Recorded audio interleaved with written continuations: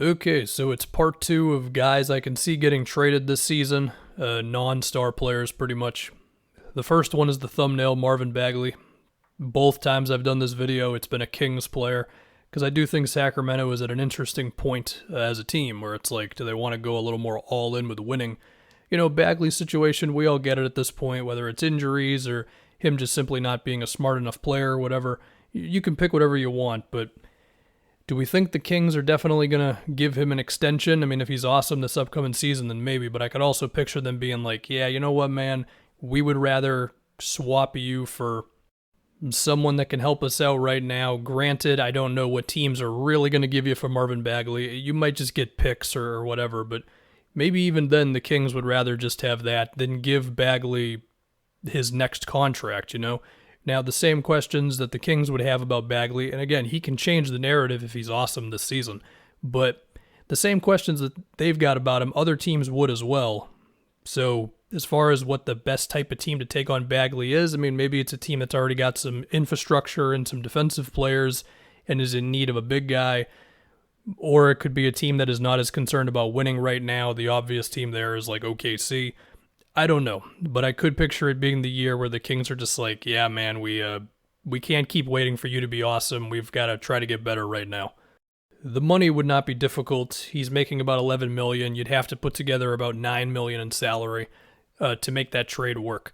The next one is Goran Dragic. So Dragic is on a 1 year. There was already talk about him not really appearing for the Raptors this upcoming season. It seemed like it was going to be a buyout and then to Dallas, and maybe that still happens, but I think it makes more sense for the Raptors to try to get something for Dragic. But again, he's on a 1 year contract. I just can't picture the Raptors wanting to give Dragic that extension with his age and just where they're at as a team. They're not a super young team, but I just don't know if they need to give a 30-whatever-year-old Dragic is a decent extension. So somebody else could take him on. That said, it's not a certainty that he's back to pre-injury Dragic of a couple years ago. Also, he's not cheap. He's making about $19 million this season. So it's not super easy to find a move, but if he proves himself to still be good and he can play pick and roll, he can make threes, he can still beat guys off the dribble somewhat, then I think somebody would take him on. Now, even as I have hesitance towards the Raptors giving him an extension, I guess that's not out of the question either. I mean, the Raptors could say to themselves, if we can keep this guy on a bargain and he's still pretty good and the offers are not amazing, they've already got guys who have not hit their ceilings yet on the team. Scotty Barnes, obviously a rookie, OG Anunoby. They could just keep Dragic because why not? But I could also see somebody else being more interested in him helping him out for a playoff push, that sort of thing. I guess some of it depends on how good are the Raptors about, 30, 40 games into the season.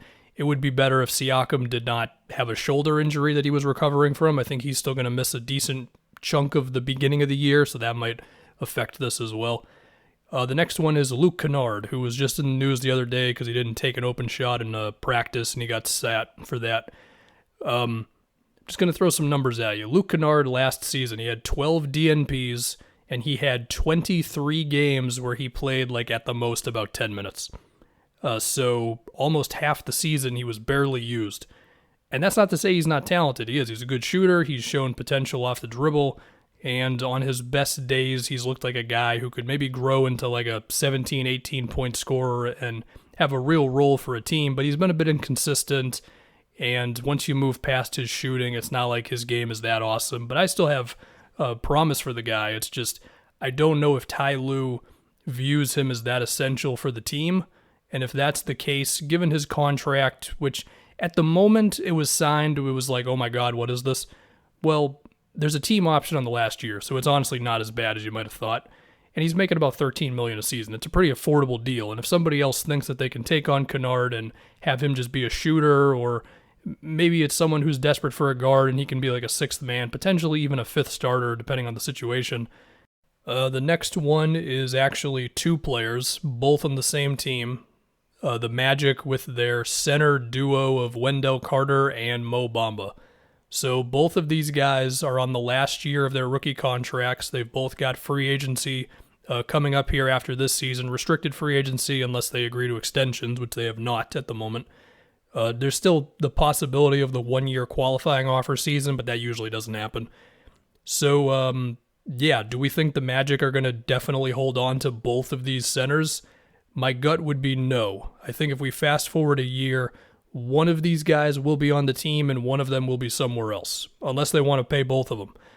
And as of right now, the pick would be Wendell Carter. I think he's just been better than Mo Bamba so far in the league. But you never know. This could be the season where Bamba finally breaks out. I mean, with Bamba, it's been a matter of him not being big enough and just getting pushed around by NBA centers. But also, you can have all the physical traits in the world with the length and all that, but you still need fundamentals and all that to play NBA defense, and he just hasn't been able to do it.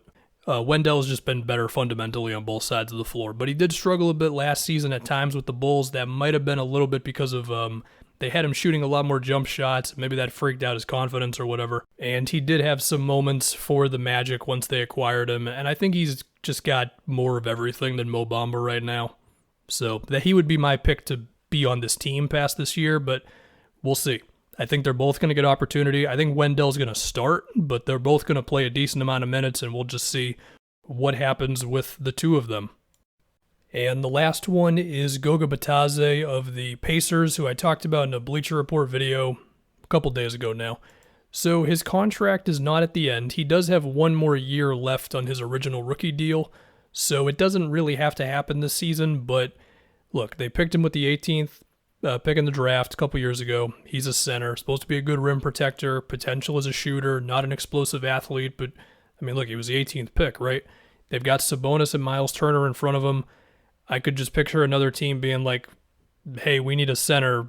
This guy only makes like $3 million this season. Does it really take much to acquire him? And maybe the Pacers want to hold on to him no matter what, but as long as Turner and Sabonis are on this team, which I think they should be, then I just don't know if Bitadze is ever really going to have a place here.